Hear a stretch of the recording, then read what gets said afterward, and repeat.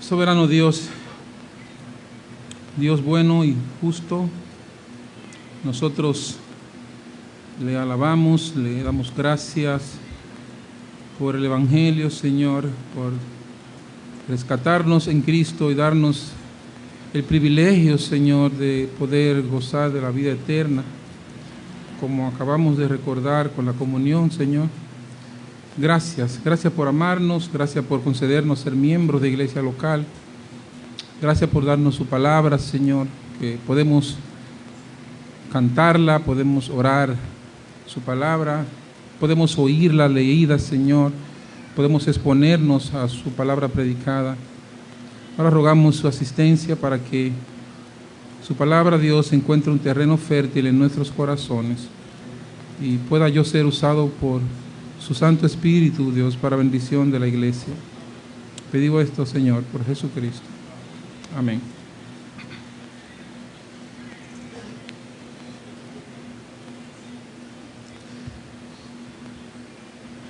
En la década de los 90,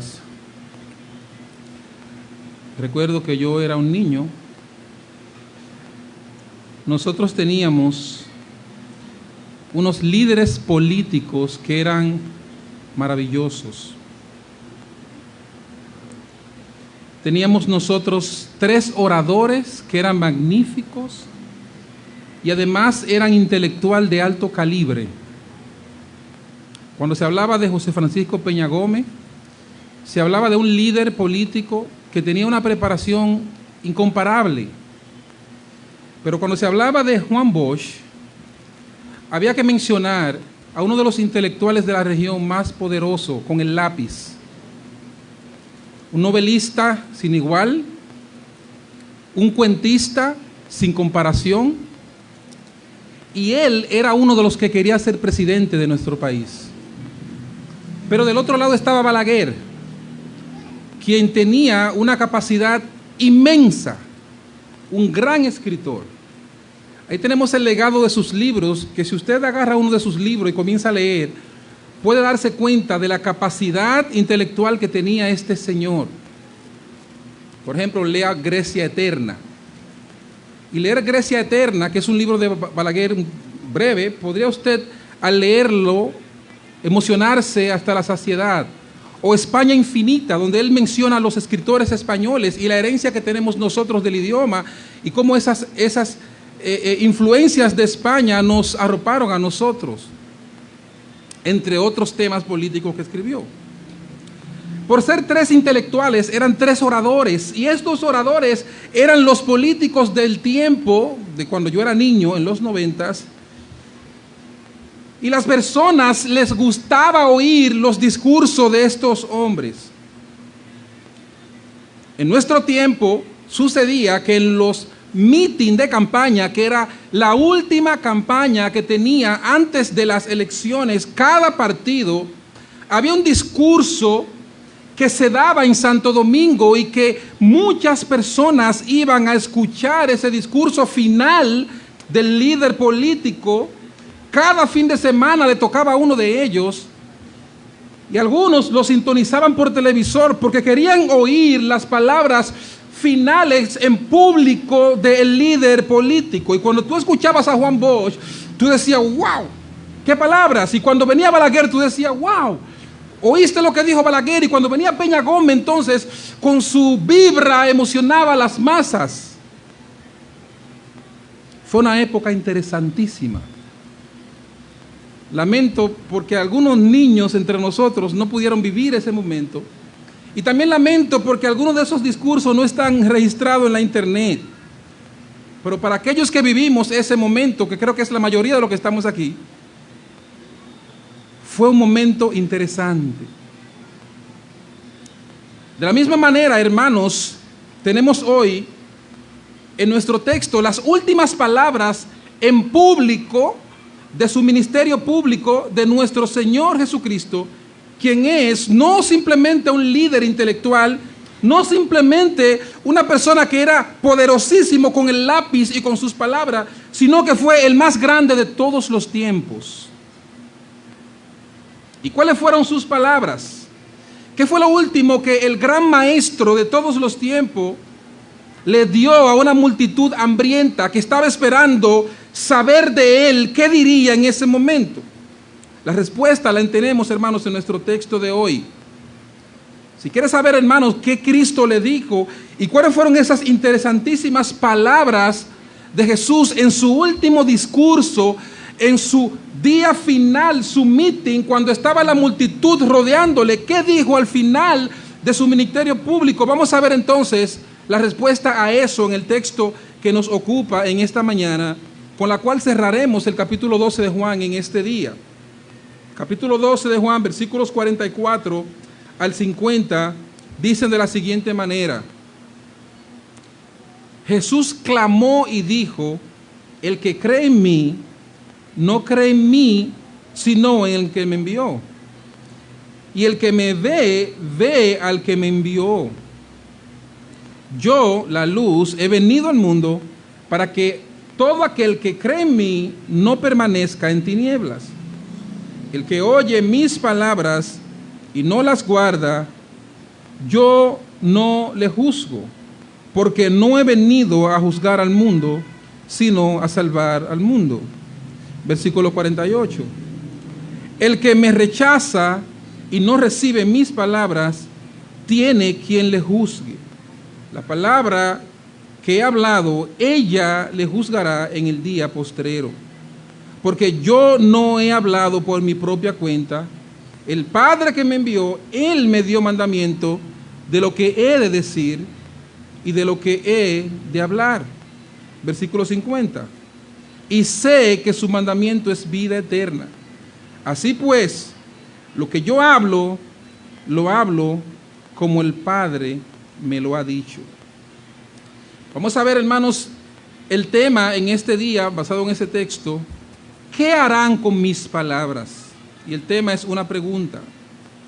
¿Qué harán con mis palabras? Este es el final del ministerio público de nuestro Señor.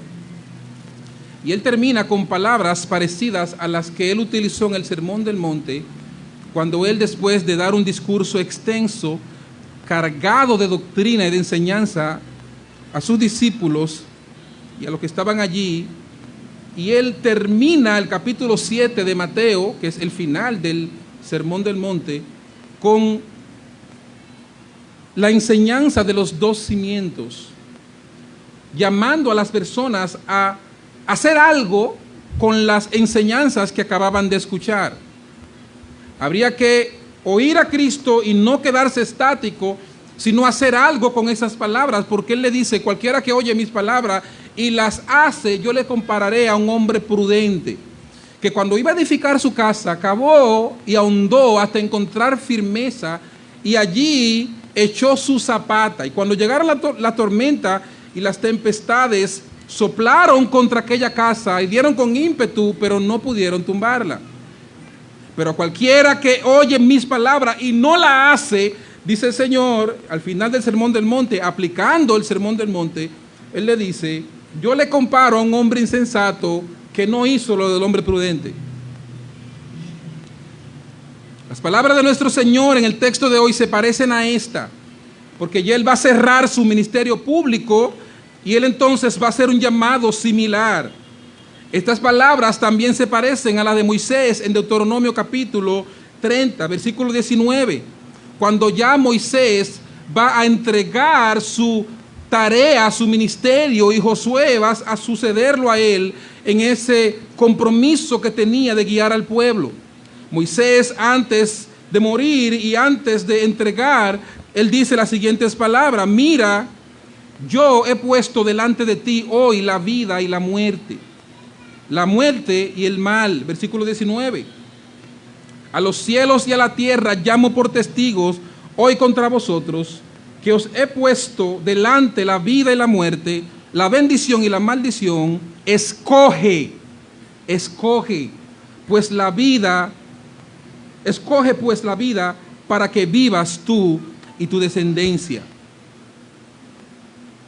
En nuestro texto de hoy encontramos a nuestro Señor Jesucristo alzando la voz, según dice el versículo 44, llamando la atención a todos los presentes. Y nunca olvidemos el contexto, hermanos, que en el contexto Jesucristo había entrado a Jerusalén y lo habían recibido una gran multitud de personas, y esas personas que lo habían recibido era un número altísimo, según hacíamos una suposición hace algunas semanas atrás, y dentro de ellos habían algunos griegos que querían saber y querían acercarse a Cristo, y en medio de ese contexto de tantas personas, Jesús explicó la teología de la cruz, pero a pesar de estar rodeado de gente, Él va a despedirse de la multitud, y Él lo que hace es que alza la voz. Y cuando alzó la voz, eso llamó la atención de los que estaban allí presentes, y Él entonces le hace un llamado a esas personas con las siguientes palabras: ya me voy, y ahora, ¿qué van a hacer con mis palabras? Es en pocas palabras lo que Cristo está diciéndole a la multitud. Ya es mi última semana, ya faltan días para yo ser crucificado, ya faltan días para ser sacrificado. Es mi última intervención entre ustedes, es el último discurso frente a ustedes, y lo que tengo para preguntarle a ustedes es: ¿qué van a hacer con mis palabras? Él los llama a hacer algo con sus palabras. Él les anuncia lo que le pasa a aquellos que no creen a sus palabras, y Él finalmente le dice el por qué sus palabras tienen tal poder de salvar o condenar a los que creen o a los que no creen. Vamos a ver, hermanos, 3 puntos en este día. Vamos a ver, en primer lugar, privilegios de creer en las palabras del Señor o en sus palabras. En segundo lugar, peligros de no creer a sus palabras. Y en tercer lugar, la autoridad detrás de sus palabras. No se preocupe, que ya vamos casi por la mitad del sermón. Privilegios de creer a sus palabras. Dice los versículos 44 y 46, Jesús clamó y dijo: el que cree en mí no cree en mí, sino en el que me envió. Y el que me ve, ve al que me envió. Dice el texto, versículo 46, yo, la luz, he venido al mundo para que todo aquel que cree en mí no permanezca en tinieblas. Primero que vemos en nuestro texto, entre otras cosas, es que como privilegio que el Señor presenta para todos aquellos que creen a sus palabras, y cuando habla de sus palabras en nuestro contexto, no se está refiriendo únicamente a la que Él dijo ese día, sino a todo lo que Él ha enseñado en todo el Evangelio. Y Él dice que uno de los privilegios que encontramos es relación íntima con Dios el Padre. El que cree en mí, cree en Dios el Padre. El que me ve a mí tiene el placer y el privilegio de ver a Dios el Padre. Y es lo que está enseñando y lo que está mostrando, que vamos a ver más adelante, por ejemplo en el capítulo 14, es lo que está mostrando es que creer en Él va a traer como privilegio y como beneficio una comunión íntima con Dios el Padre. ¿Por qué razón? Porque no olvidemos, hermanos, la misión de nuestro Señor Jesucristo. En primer lugar, cuando Él estaba en la tierra y Él enseñaba y hacía milagros, una de ellas era restaurar lo que Adán echó a perder. Y lo que Adán echó a perder al principio fue esa comunión y esa intimidad que el hombre tenía con su Creador. Una vez Adán pecó, se echó a perder la intimidad con Dios, y Jesús, que vino a restaurar todo lo que Adán echó a perder, una de las cosas que Él restaura en nosotros es esa comunión con Dios, esa intimidad con Dios el Padre. Por eso Él dice: el que me ve a mí, es al Padre que va a ver. Y eso debe llenar de gozo a todo creyente que lea esta verdad. El que me recibe a mí, recibe al Padre. ¿Pero a cuál Padre? Sí, al Creador del mundo, el que creó los cielos y la tierra, el que se compaseaba en el Edén y que Él llenaba el Edén con su aroma y su presencia. Ese mismo viene a habitar y a morar entre nosotros, según veremos próximamente en el capítulo 14 de Juan. El versículo 23 del capítulo 14, el cual no predicaré porque Fidel va a predicarlo. Dice el versículo: respondió Jesús y le dijo: El que me ama, mi palabra guardará y mi Padre le amará. Eso es grandioso. Mi Padre le amará. Pero el texto no se queda ahí, sigue diciendo, y vendremos a Él y haremos morada con Él. Oh, hermano, ese es uno de los privilegios más gloriosos que recibe una persona que cree en las palabras de Cristo. Tiene intimidad con Dios. Y probablemente, hermanos, esto suena un poquito como sencillo, como que eso no tiene un valor tan trascendental, tener comunión con Dios. Sin embargo, hermanos, lo que está Cristo prometiendo aquí es lo más grande que el hombre perdió al principio. El hombre perdió la comunión con Dios y eso fue tan grande que perder esa comunión con Dios trajo maldición a todo el mundo. Trajo maldición a todo el mundo. Así que entonces Jesús promete y Jesús presenta que hay un privilegio maravilloso en creer a sus palabras. Y ese comienza diciéndonos que es tener intimidad con Dios. Si a usted le dicen, por ejemplo, que si usted pasa la prueba o si usted logra pasar de curso, usted va a tener un día completo de 24 horas en el palacio del rey o de la reina de Inglaterra, donde usted va a gozar de los suculentos platos de la reina, y cuando usted va caminando va a estar rodeado de guardia cuidando sus pasos, y va a tener todos los privilegios de un hijo de un rey. Usted diría, bueno, pero hay que pasar. Sería interesante yo estar cerca del rey por 24 horas. O que eso se lo prometan a usted de estar en el Palacio Nacional, ¿verdad? Ambior, que es más cercano a nosotros. Cercano a nuestro flamante presidente de nuestra república, quien hay que respetar porque es constitucionalmente el presidente de nuestra república. Allí por 24 horas escuchando la sabiduría de nuestro presidente. Eso es algo maravilloso, ¿verdad que sí?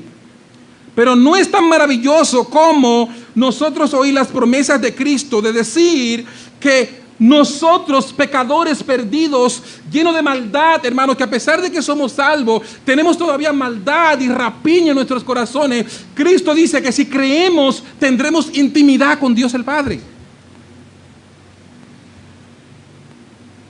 En toda la Escritura vemos nosotros el testimonio de lo imposible que es que el hombre se acerque a Dios. Es imposible que el hombre vea a Dios y viva. Es imposible que el hombre se acerque a Dios por causa de su pecado. Y cuando Isaías tuvo una visión de Dios, que él vio a Cristo encarnado en el capítulo 6, como veíamos la semana pasada, Isaías, que era un hombre santo según su proceder, él mismo pudo ver la bajeza y la maldad de su corazón nada más con ver esa visión. Y dijo, ay de mí que soy muerto. Pero Cristo dice aquí que aquellos que crean en Él van a tener una relación íntima con Dios el Padre. Y Él dice, el Padre le amará y vendremos a Él y haremos morada con Él. Haremos morada con Él. Déjeme ponerle entonces otro ejemplo. Yo le di el ejemplo de ir a Inglaterra o de ir al Palacio Nacional, ¿verdad? Pero ¿qué sería entonces si no fuera así, sino que se invierte? Y que dice, si tú crees, va a venir la reina de Inglaterra a dormir contigo en tu casa, a comer contigo, y ella te va a acompañar. O que digan, va a venir el presidente, y uso el término de presidente porque es la autoridad máxima de nuestro país. O va a venir el presidente y va a estar contigo en tu casa. Sería un gozo y un privilegio. A los niños a veces le decían cosas como esa, cuando se sabía que algo venía, tú le decías, mira, si tú obedeces, fulanito va a venir a jugar contigo en la casa. Y se ponían y obedecían y limpiaban y hacían todos los oficios porque iba a venir una amiguita o un amiguito. Es como si Mercedes o Idobi le dijera a Josías, mira Josías, si tú haces tu tarea, te prometo que voy a traer a tu papá este fin de semana. Y Josías, sin tener en mente que su papá podía venir, dice, guau, pero mami es poderosa, trajo a Juan Daniel de Puerto Rico. Y hoy está Juan Daniel ahí entre nosotros. Jesús dice algo mucho más sublime que tener a Juan Daniel. Tener a Juan Daniel es glorioso, es buenísimo. Yo fui a verlo y lo abracé porque es mi hermano y ustedes lo saben. Pero el texto promete algo más glorioso que tener a Juan Daniel. Y yo sé que no se ofende por eso. Porque el texto dice, tendremos a Cristo, a Dios el Padre, la Trinidad viviendo en nosotros por creer. Hermanos, no es poco lo que tenemos nosotros por creer al Evangelio. Es verdad que estamos cargados de muchos problemas, de muchas debilidades. Es verdad que tenemos problemas con los vecinos, problemas con los motoconchos, problemas con el que nos debe, problemas con no poder pagar una deuda. Nos han desempleado, han hecho de todo con nosotros, pero tenemos comunión con Dios. Y eso es suficiente. El otro privilegio que presenta nuestro texto es que Jesús dice que aquel que cree ya va a terminar su amargura aquí en esta vida y en la eternidad. Dice el versículo 46, yo, la luz, he venido al mundo para que todo aquel que cree en mí no permanezca en tinieblas. Oh, hermanos, y como recordamos en exposiciones pasadas, cómo hablábamos acerca de las tinieblas y qué significaban las tinieblas para ellos, que quizá para nosotros no es tan fuerte ni tan temible las tinieblas, porque nosotros las resolvemos fácil con una linterna. Hasta los celulares traen linterna. Nosotros nos criamos a oscuras con velas y lámparas, pero en el contexto de los judíos, cuando el sol se ponía, la gente no salía a la calle. La gente no salía. Las tinieblas eran símbolos como de una especie de maldición. Y por eso Cristo anunciaba en varias ocasiones que el juicio era comparado como tirar a una persona a las tinieblas de afuera. Era sacarlo de la casa, cerrar la puerta y soltarlo en las tinieblas. Y eso hacía que las personas lloraran de madrugada, tenían tanto temor que crujían sus dientes. Así que entonces las tinieblas es símbolo de desesperación, de tortura, de desesperanza. Y el Señor dice, yo soy la luz, yo acabo con toda esa miseria en la cual el mundo está sumido, porque el mundo entero está en tinieblas. Y Él dice, yo soy la luz, yo soy aquello que viene a disipar toda tiniebla. Y otro de los beneficios que Él dice aquí en su último discurso para aquellos que creen es que no permanecerán en tinieblas. Se acabó la tiniebla para usted. Usted puede ser torpe, no leer correctamente. Usted puede no leer bien el idioma. Usted puede tener dificultades para entender texto. Sin embargo, si usted cree, no andará en tinieblas jamás. Usted ha creído en Cristo. Y si usted ha creído, por más torpe que llegue a ser, perdóneme el término, pero todos llegamos a ser torpe en algunas áreas de la vida. Yo soy torpísimo en muchas cosas. En muchas cosas. Es por eso que hay un pensamiento que yo siempre le presento a algunas personas, que alguien me enseñó, me dijo, y es que dice, todo hombre que conozco es superior a mí en algo, y en eso aprendo de él, porque nosotros somos torpes. Por algo Dios a nosotros nos compara en la Escritura con ovejas. Somos ovejas. Y las ovejas, entre otras cosas de sus características, es que son torpes. Cualquiera le engaña. Cualquier persona la arrastra. Somos así, hermanos. Pero el Señor dice, si usted cree, no va a haber tiniebla para usted. Porque yo soy la luz. Dice capítulo 8, versículo 51 de Juan, de cierto os digo, que el que guarda mi palabra nunca verá la muerte. Nunca andará en tiniebla, nunca tendrá la tiniebla más oscura y densa que el hombre experimenta cuando muere sin Dios. Nunca morirá. El que crea mi palabra, el que la guarda, nunca verá la muerte. Ese discurso es importantísimo. Ese discurso último de Cristo ante la multitud es de gran importancia, porque allí Él les anuncia, oigan todo lo que yo dije, revisen lo que yo les acabo de enseñar a ustedes, porque el que crea a eso va a tener lo que Adán perdió al principio, porque eso vino a restaurar. ¿Y qué vino? ¿Qué Adán perdió? Adán perdió la oportunidad de tener comunión íntima con Dios perfecta. Y en segundo lugar, Adán perdió la oportunidad de vivir para siempre, porque no guardó el mandamiento de Dios.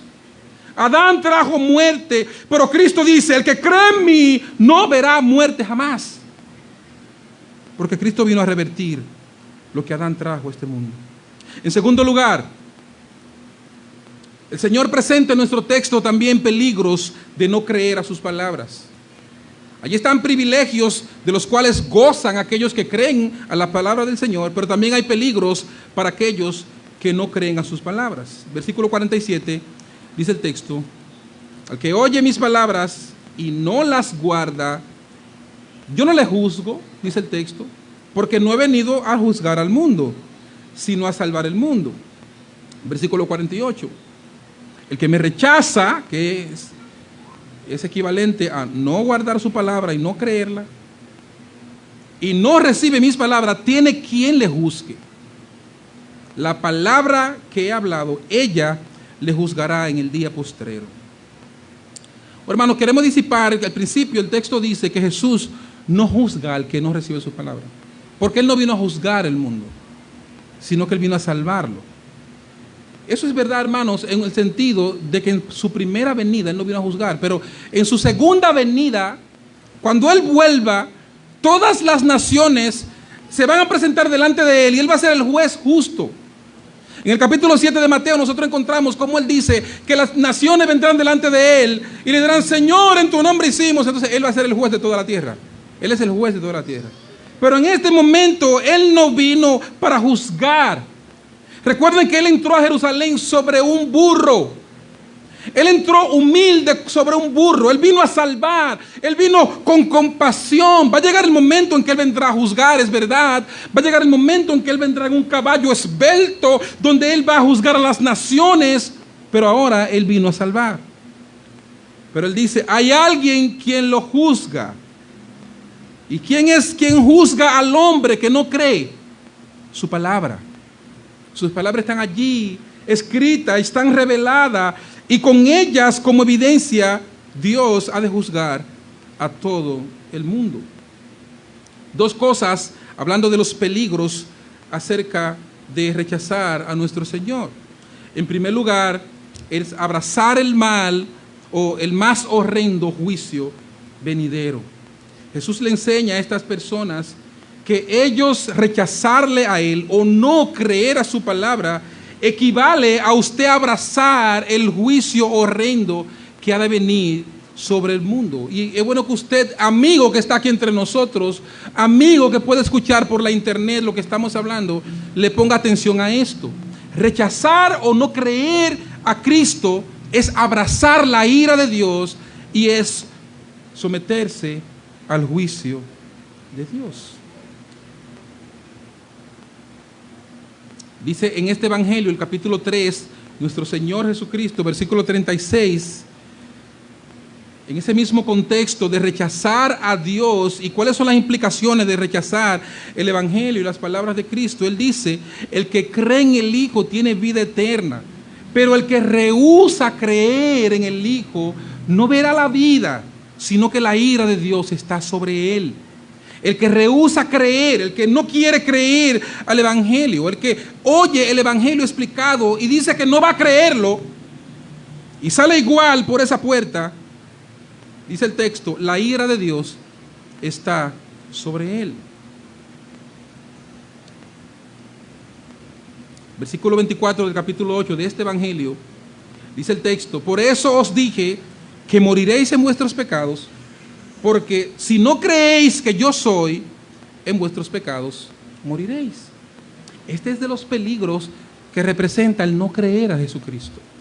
No creer a Jesucristo trae como castigo y trae como consecuencia, y es tan peligroso como que usted va a estar bajo la ira aplastante de Dios en el juicio final. No creer a Cristo y rehusar creer al evangelio trae la muerte eterna y morirás en tus pecados, dice Cristo. Así que no creer a Cristo es peligroso. Es más peligroso, hermanos, que ponerse la vacuna. Hay muchos cristianos que no se han puesto la vacuna porque dicen, no, porque que por ahí anda un movimiento extraño. Y que no creer a Cristo es más peligroso que la vacuna. No, que la vacuna me puede matar. Y si yo me muero, no temáis a aquel que puede matar el cuerpo. No es así que dice la palabra de Dios. Y la mayoría de los que no se vacunan, yo no estoy diciendo con esto, no es una campaña a favor de la vacuna, no estoy diciendo. Ese no es el punto. Pero lo más peligroso que le puede pasar a una persona debajo del cielo y pisando la tierra es no creer al evangelio. Eso es lo más peligroso. Es lo más peligroso. No es de que no irse a San Pedro caminando o irse en motor, no es cruzarse por el medio. Lo más peligroso que una persona puede experimentar en la tierra es ignorar la palabra del Señor. Eso es lo más peligroso, porque eso trae consecuencias eternas. Porque por toda la eternidad tú vas a arrastrar con ese día que tú ignoraste. Cuando yo era niño, a mí me decían desde niño en la iglesia que en el día del juicio a ti te van a pasar un video. Eso decían nuestros padres cuando niño. Un video donde tú vas a ver la gente que te predicó y tú lo rechazaste.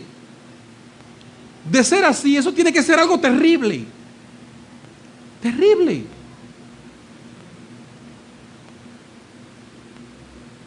Es un peligro grande, es un gran peligro nosotros no atender a la palabra de Dios. Como también es un peligro nosotros congregarnos cada domingo y cada miércoles en los grupos pequeños y cada martes en la oración y no atender a lo que se enseña, se predica. Es un peligro gravísimo. Es un peligro nosotros venir a la iglesia y escuchar la predicación y entretenernos con otra cosa mientras se predica la palabra de Dios. Eso es un peligro gravísimo.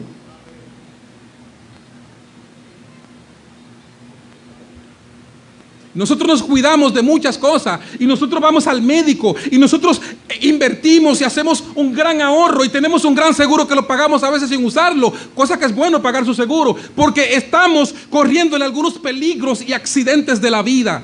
Pero el más grande peligro, hermanos, es ignorar la palabra de Dios. No hay un peligro más grande que ese, porque tiene consecuencias eternas. En segundo lugar, no creer no solamente es un peligro para tu alma, no creer es un desafío directo al Señor.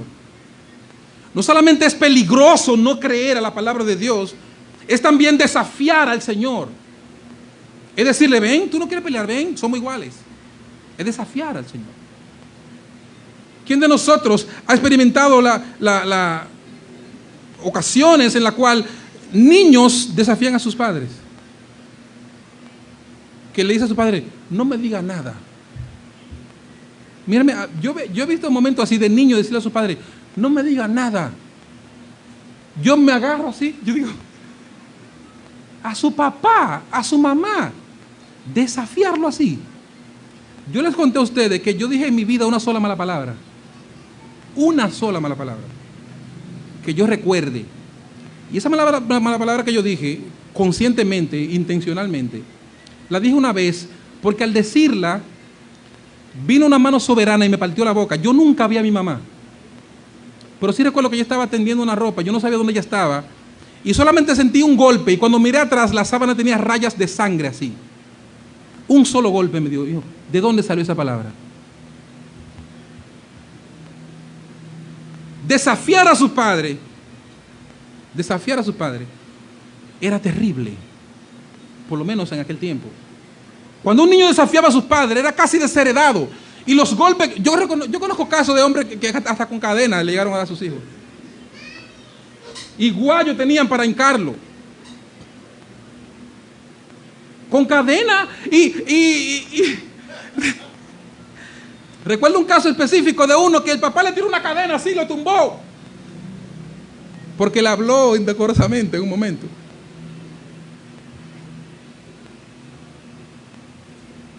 No le importaba a nuestros padres el contexto, el momento.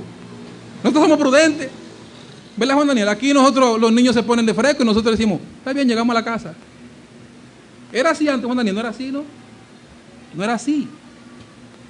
En plena actividad, te daban 2 yaguazos. Así eran nuestros padres.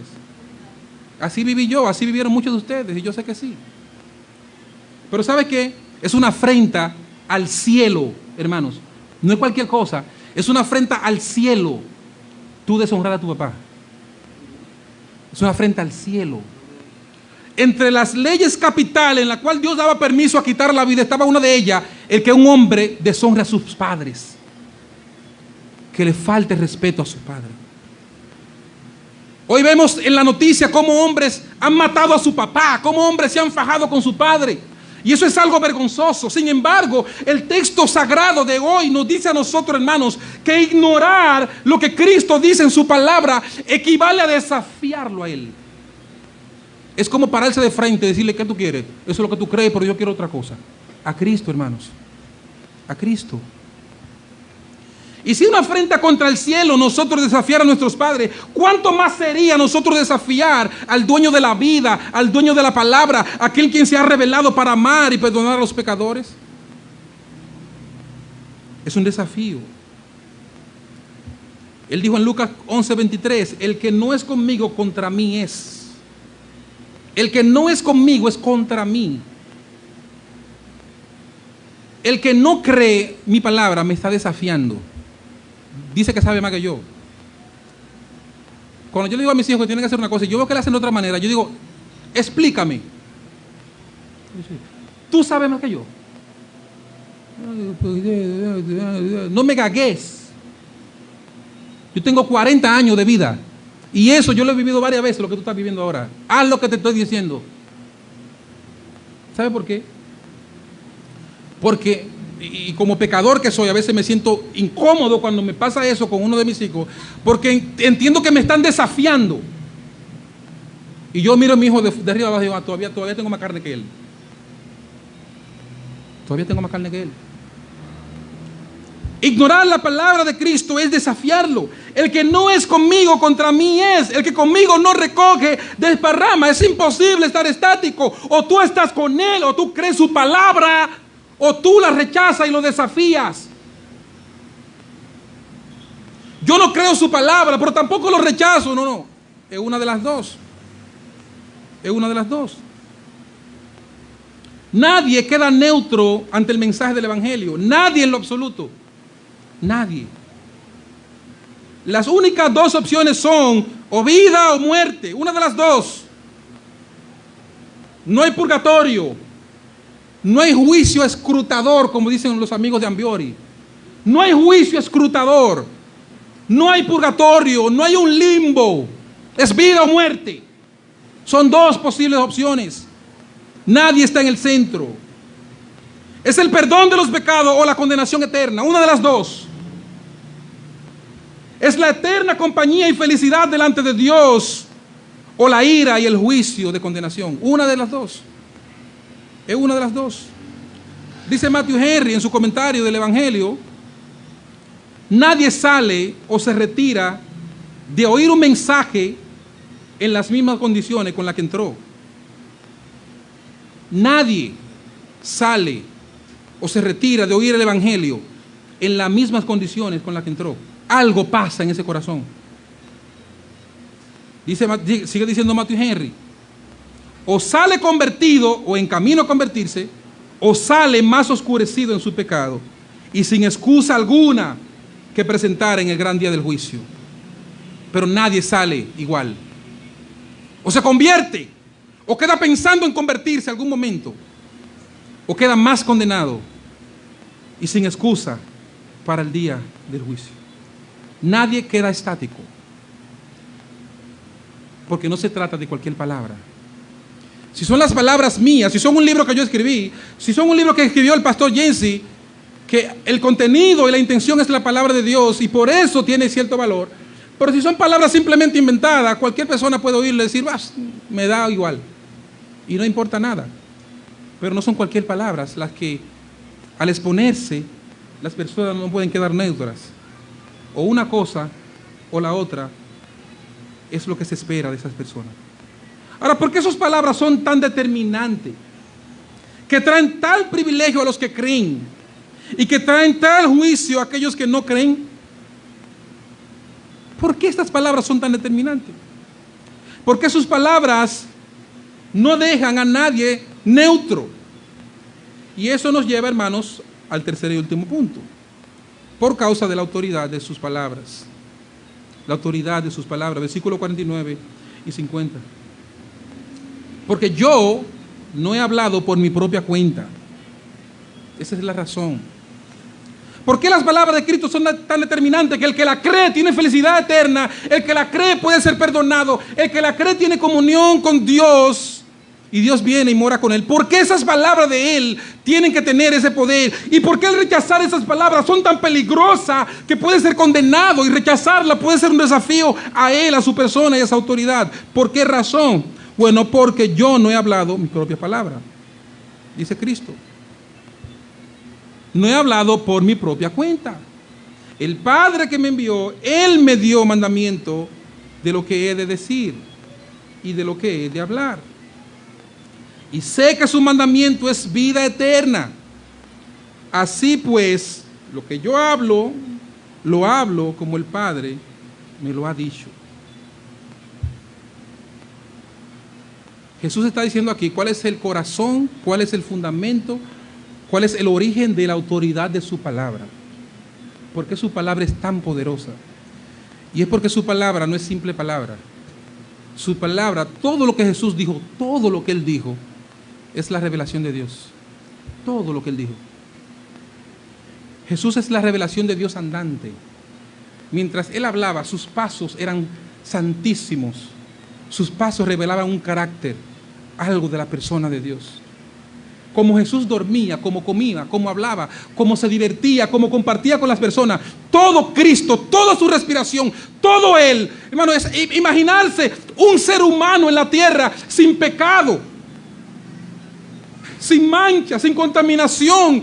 Todo Él respira, todo expira, todo su cuerpo, su sudor, todo Él es santo, maravilloso, todo Él es grandioso, todo Él es nuestro Señor. Aquí, así que sus palabras, lo más sencillo que podamos ver de su palabra era santísima y era la palabra de Dios.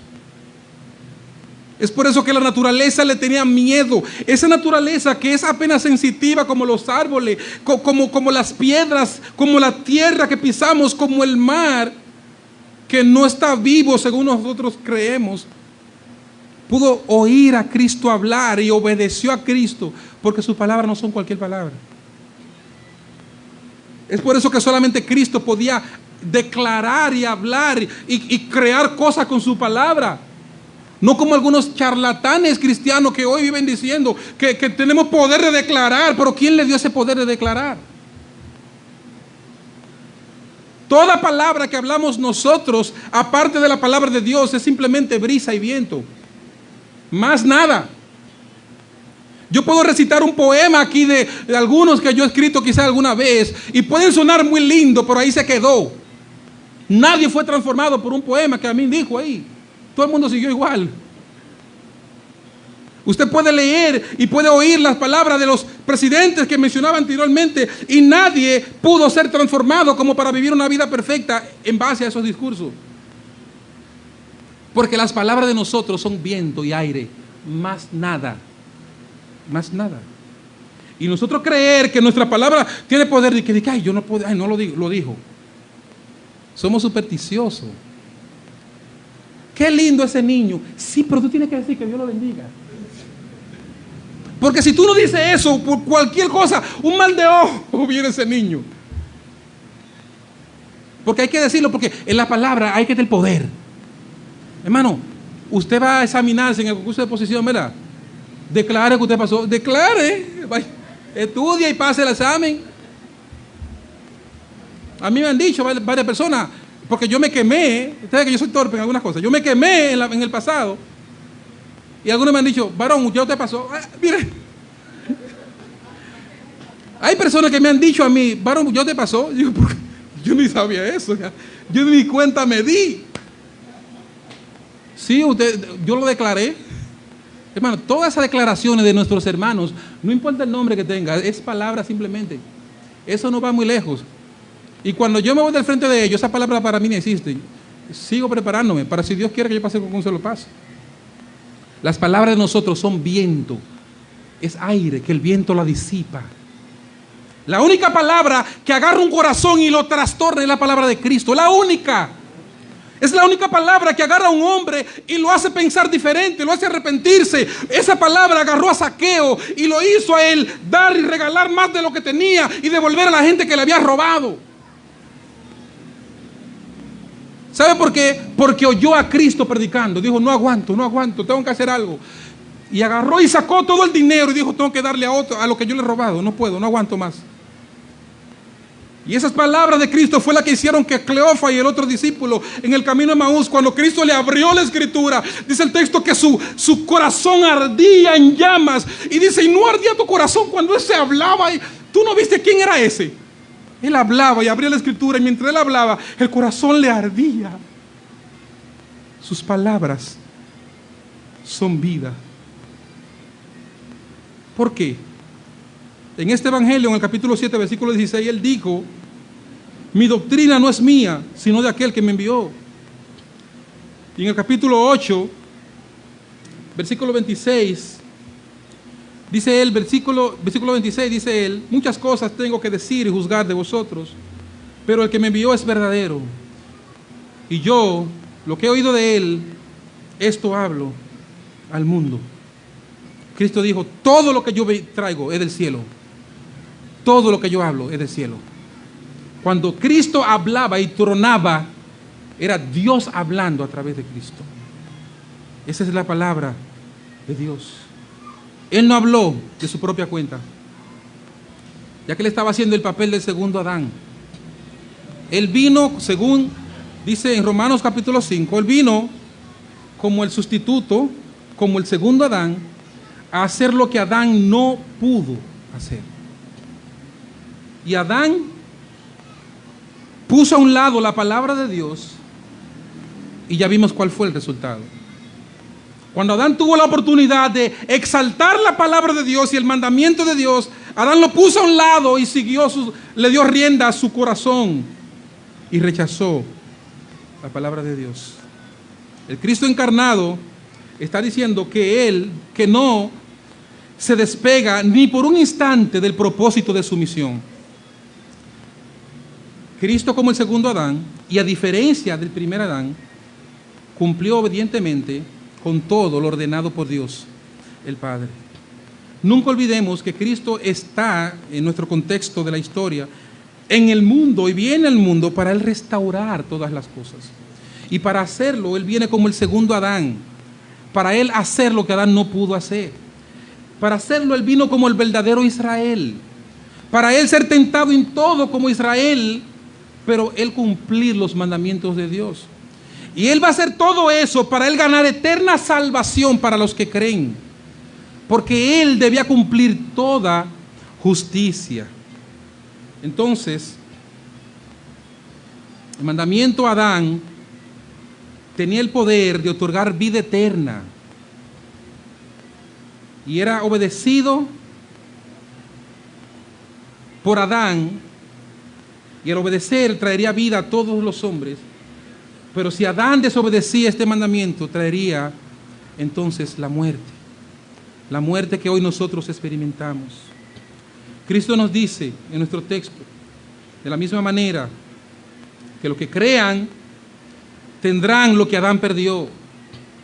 Pero los que no crean alcanzarán la ira en su máxima expresión, porque sus palabras tienen la misma procedencia que las palabras que Adán recibió al principio.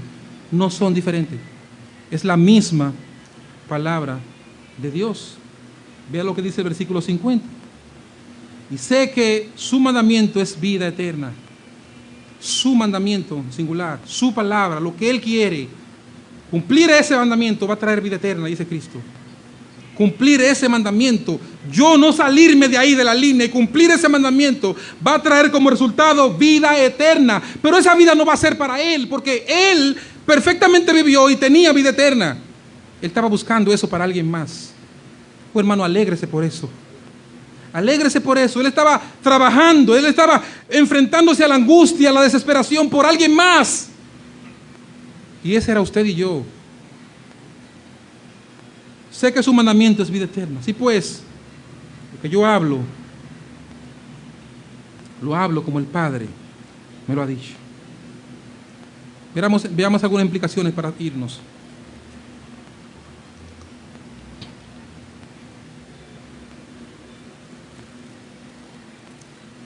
Cristo dijo, ya me voy, ¿qué harán con mis palabras? Y entonces nosotros volvemos a esa pregunta. Ya toda la verdad está dicha, ya Dios ha revelado su palabra. Ya tenemos el canon completo, la escritura. ya cada uno tiene la Biblia completa en sus manos, ya sea física o digital. Ahora, ¿qué vamos a hacer con sus palabras? ¿Qué haremos? Quiero anunciarles los peligros y los privilegios que podremos enfrentar dependiendo de lo que nosotros hagamos con la palabra de Dios. A los amigos, recordando acerca de los peligros, no creer, amigo, el Evangelio es lanzarse a la ira y al juicio de condenación. O amigo, salir de aquí habiendo escuchado el Evangelio y no creer a esa verdad del Evangelio es lanzarse a la condenación. Es un suicidio. Cuando tú criticas a aquellos que se quitan la vida, tú dices, wow, tenía una mente corta. Pero lo que tú haces cuando no crees al Evangelio es un suicidio. Es lanzarte a la condenación eterna, es lanzarte a la ira condenatoria. Ese es el peligro. Es rechazar el pan gratis solo para ser consumido por la hambruna eterna que te enfrentarás. Dios hoy está ofreciendo el pan gratis. Y no creer al Evangelio es tú rechazar el pan que se regala para entonces vivir condenado a una hambre eterna. Considera eso, mi amigo. Es perder toda esperanza de salvación. No creer hoy, no creer ahora, es perder toda esperanza de rescate y de salvación, porque en ningún otro hay salvación. Él es el único camino a Dios el Padre. Y nosotros creyentes, recordemos que no creer es desafiar al mismo Cristo. No creer es llamarlo a pelear, es decirle, cállate, tú no sabes. No creer a un texto cuando se abre, hermanos, cuando se nos abre la Escritura, ignorar eso y no creer a eso es una afrenta grandísima para un creyente. O hermanos, cuando la Biblia se abre, yo recuerdo cuando yo era niño que iban a leer la Biblia, yo tenía una reverencia, a nosotros nos inculcaban eso si no nos metían en la iglesia. Tenemos que tener una reverencia más allá del himno nacional.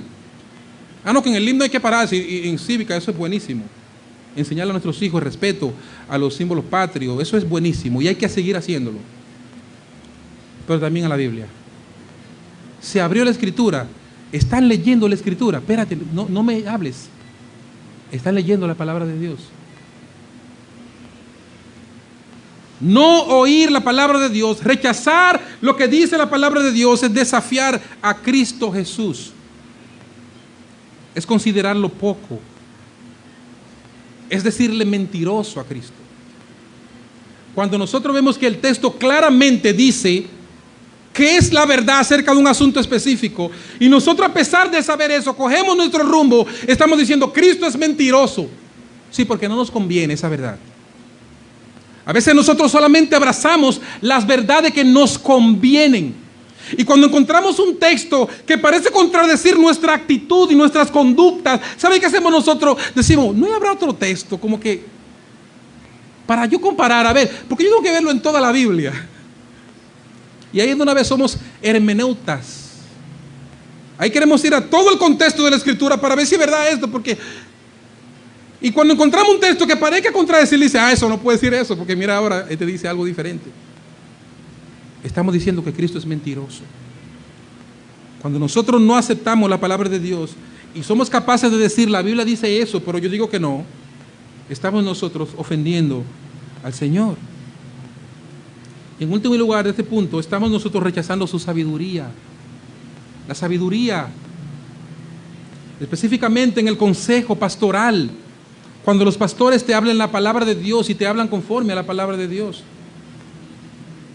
Tú irte sin considerar, por lo menos, que un hermano de la iglesia maduro, una hermana mayor que tú, te habla acerca de cómo amar a tu esposo y criar a tus hijos, y lo hace en base a la palabra de Dios. O que un hermano mayor de la iglesia, más maduro en la fe, te llame con la palabra de Dios, y tú ignores y a ti no te importe lo que te están diciendo. Tú estás afrentando al Señor. Ignorar todo lo que viene de la palabra de Dios es peligroso, hermanos, y es peligroso aún para un salvado. Somos salvos, es verdad, pero es peligroso aún para ti y para mí nosotros ignorar lo que ya está escrito ahí. es peligroso.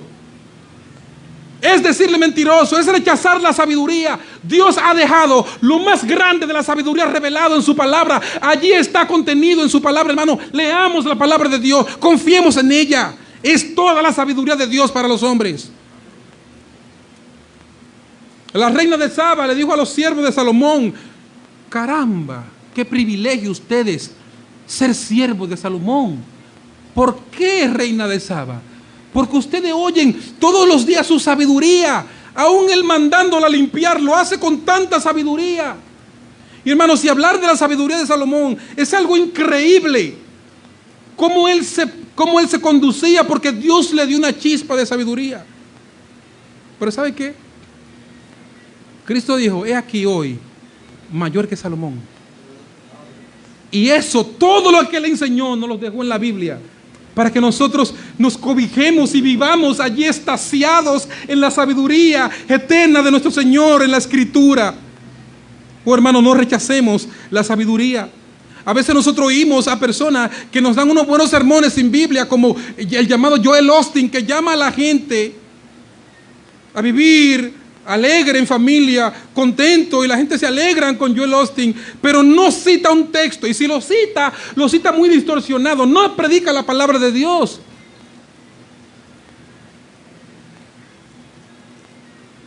Pero no solamente él, muchas personas viven hablando. Hay un mexicano ahí que se llama David, un asunto raro, Javid, qué sé yo, que vive dando conferencias de pareja y de consejería, y muchos cristianos lo siguen, muchos cristianos están ahí y tienen más concepto de este muchacho de México que no es creyente y lo que es un existencialista, más que lo que dice la palabra de Dios.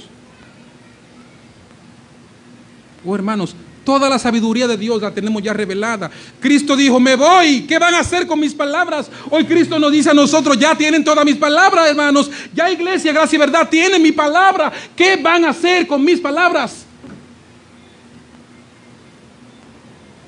Oh, hermanos, hay iglesias que tienen una vida de entretenimiento en sus cultos, donde muchas veces, porque un culto se extienda, a veces dicen: ya no se va a predicar hoy ya.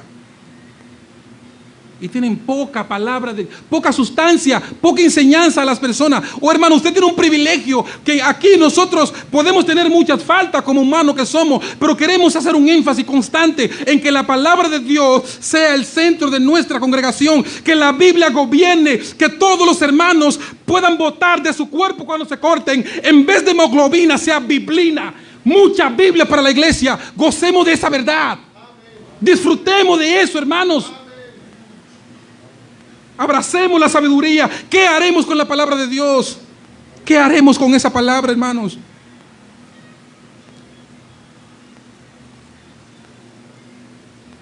Nosotros lo que hemos creído.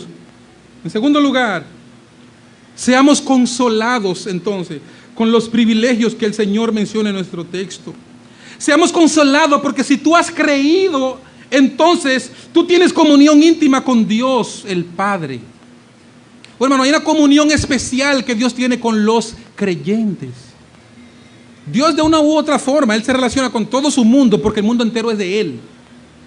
Y hay personas a quienes Él en su providencia le permite ciertas bendiciones, ciertos dones, ciertos talentos, pero la comunión íntima de Dios es con los santos. Es con los santos.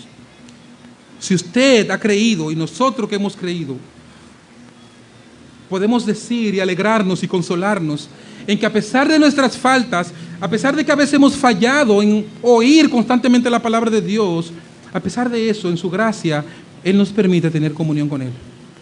Tener comunión con Él. Y esa comunión, hermanos, se experimenta no un éxtasis en las montañas, no en las noches cuando tú tienes que subir al techo de tu casa a vocear para que Dios te escuche. Esa comunión con Dios se hace evidente y se experimenta a través de los medios de gracia. Bueno, hermano, hay una comunión especial de Dios con su pueblo en los medios que Él le dejó a la iglesia para que sea posible esa comunión. Llámese la oración juntos. Cuando la iglesia llama a todos a orar, es a todos a orar, porque Dios quiere tener comunión con todos. Dios no quiere tener comunión con algunos, sino con toda la iglesia. Y cuando Él llama a todos a orar, hermanos, es para que todos vengamos a orar en comunidad. Es verdad que Dios me oye si yo oro en mi casa, y es bueno que sigamos orando en nuestra casa. Sin embargo, Dios quiere que nosotros vivamos en comunidad. Y cuando vivimos en comunidad, oramos juntos. Y Dios tiene comunión íntima con su pueblo a través de esos medios que Él ha dado para tener comunión con nosotros. Él lo hace también a través de la comunión del pan y del vino. Cuando nosotros participamos del pan y del vino, nosotros tenemos comunión íntima con nuestro Señor. Es un momento solemne, es un momento especial. Nuestros hijos están ansiosos por crecer y bautizarse, para ellos agarrar algún día el pan y el vino. A veces hacen así y amagan. Ahorita cuando estaban pasando el pan y el vino, la hija mía amagó así. Y Emanuel la miró y ella dijo, no, está bien. Es el anhelo que tienen nuestros hijos de llegar a ese momento de bautizarse. ¿Sabe qué, hermano? Porque es un momento especial. Es un momento de rica comunión que tiene la iglesia con su Señor. No olvidemos, hermanos, que entre los privilegios también se encuentra la seguridad eterna. Si usted ha creído, usted puede gozar en esta vida, no cuando muera, en esta vida, puede gozar de seguridad eterna. Porque Él ha dicho, no andará en tinieblas, jamás. Nunca andará en tinieblas. Si usted ha creído en el Evangelio, no hay forma de que usted ande en tinieblas. No hay forma de que usted sea condenado. Usted fue perdonado y eso nunca va a cambiar. Si usted fue perdonado verdaderamente, usted puede flaquear como lo hacemos nosotros. Pero el Señor se ha comprometido en no permitirnos caer definitivamente. Así que gocemos, hermano, con esa verdad. Seamos consolados con eso y vivamos para gloria de nuestro Señor. Oh Dios, gracias le damos. Gracias por sus palabras. Gracias por la iglesia. Gracias por esta oportunidad. Bendiga, oh Dios, en nuestros corazones. Permítanos ser reverentes ante usted y permítanos abrazarle, honrarle, bendecir su nombre, Señor. Que su palabra cale hondo en nosotros y que nosotros podamos, Señor, arrepentirnos cuando hemos hecho mal y podamos, Señor, nosotros vivir para gloria de su santo nombre. En el nombre de Jesús oramos. Amén. Dios bendiga, hermanos.